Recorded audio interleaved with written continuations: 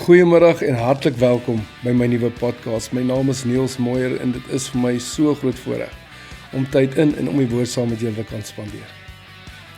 Die wêreld is ons te bo. Mense argumenteer, redeneer en debatteer oor wat reg en verkeerd is. Nie eens teoloog wat oog tot oog sien. Maar daar is hoop. Die Bybel sê in Openbaring 12 vers 11 dat ons oorkom met die bloed van die lam en die krag van ons getuienis.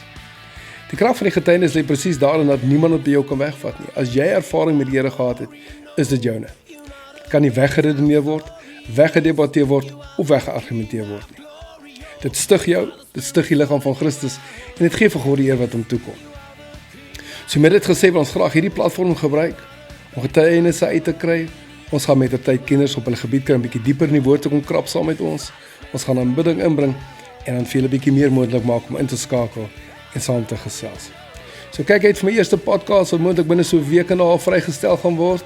Ek sien verskriklik uit daarna, ek's baie opgewonde en tot dan, bly onder die bloed, bly in die liefde van Christus en totsiens.